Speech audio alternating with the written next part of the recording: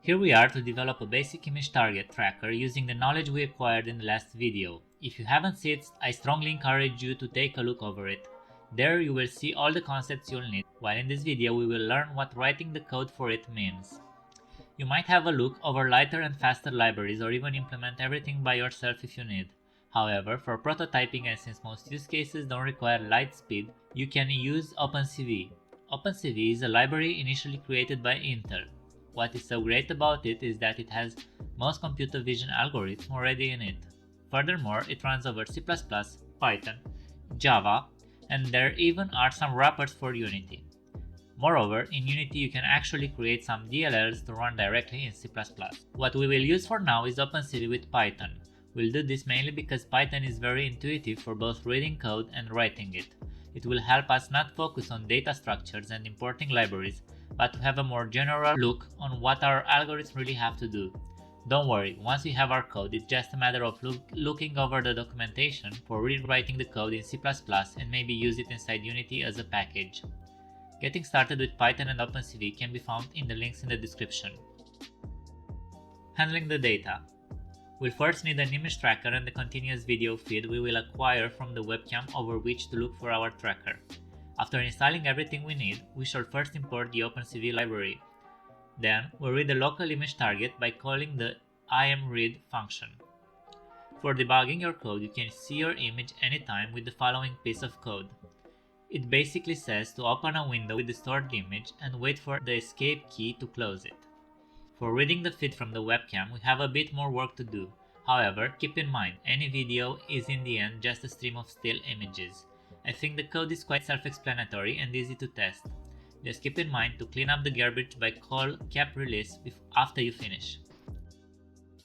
Preprocessing. In order to keep consistent, we'll start by making the tracker and each frame grayscale and resize it. If you remember well, we do this because we assume many devices will use our code and for performance concerns. Straightforward, these are the lines of code. After this, we'll blur it a little since we want to make sure there's not so much noise. Here, the 5x5 are the dimensions of the blurring kernel, or basically the area from which we will average our intensity values for each of our pixels. And that's why I love OpenCV, 3 lines of code and we already did a lot. Orb, extracting key points and descriptors. I know last time we talked quite a bit about how they work and now all we have to do is write one line of code. But don't blame me, such information is essential for realizing what to expect from this call, that is not a magic solution and that it sure has its weaknesses. In many cases you will even have to decide if you'll use orb or sift, surf, Akazi or even custom-made key point detectors. Moreover, if things don't work as you wish, you'll have to optimize parameters such as the number of features, tweak the pyramid levels for your kind of contrast points, or how many points to compare for generating the brief descriptor. Matching the key points. Key point matching is also quite fast to call, but is the same story as you have to choose between brute force matcher and the fast approximate nearest neighbor one and optimize the parameters here as well. What we will use though for now is the out-of-the-box version. Talking about these matchers and how they work, and especially the nearest neighbor one, can have a video on its own. Keep in mind though, brute force is great for getting the best matches while flan is great for bigger number of key points. The result is an array of matches in which we are most interested in query index, the feature point from the image target, and the correspondent train index, the feature point from our video frame. As not all our matches are perfect, we will be interested in which distance is the smallest, so we know what the best matches are. A smarter alternative is to use lowest ratio. What it basically does is select matches as long as they are special or different enough. That's how we will remain with only the more discriminative feature points and not the confusing ones from patterns. However, you can do that on orb only over k and n, as it returns matches response in percentage form. Ransack and find homography. And now that we have the feature points and the matches, if our image target is detected, for instance by having some number of matches with a greater score than some threshold, let's find out what translation does it have in the video frame. In order to understand what ransack and homography are, just pause this video and check out the last one. For our example, we will do 3-point ransack, although you can also try for 5. For using the matches in the function, we had to redimensionate our data in a different type of array. This is done easily with NumPy. In Python, OpenCV doesn't use its math data structure by default, but makes use of an external type of structure which stores matrices offered by NumPy. NumPy is a Python library that is really popular between data scientists and people who work with data in general, as it allows easy manipulation of numerical data structures, including when working with huge datasets like for neural networks.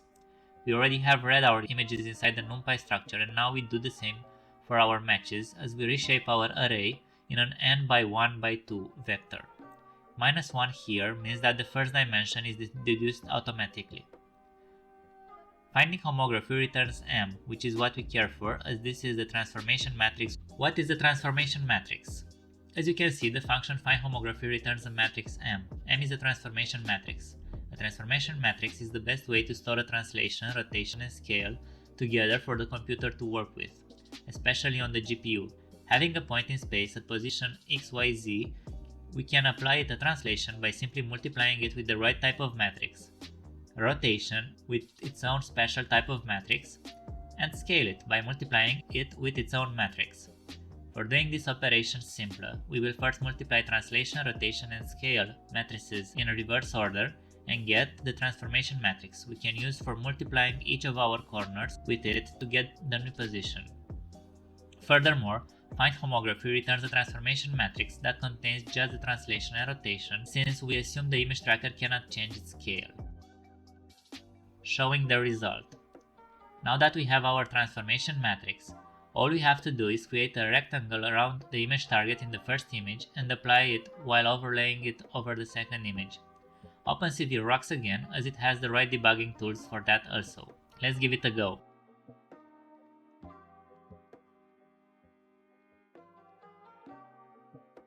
Still a bit jagged, of course. Many parameters choice could be improved and the image target could be more handpicked. However, another trick in the box could be the use of a Kalman filter. A Kalman filter, or a linear quadratic estimation, has the role to receive the data as noisy as it is and remove the noise while producing approximations in the gaps, as we assume our tracker would not move so crazy and jagged in real life. A Kalman filter predictor can be found inside OpenCV. So now we have our own image tracker. It's not perfect and it's not that useful as it's only in Python, and augmented reality on laptop is not that fun, but we've managed to create AR from pure RGB data. How cool is that? If you encounter any problems, please feel free to ask inside the comment, where also the suggestions are welcome. And if you enjoyed it, please like and subscribe. See you next time.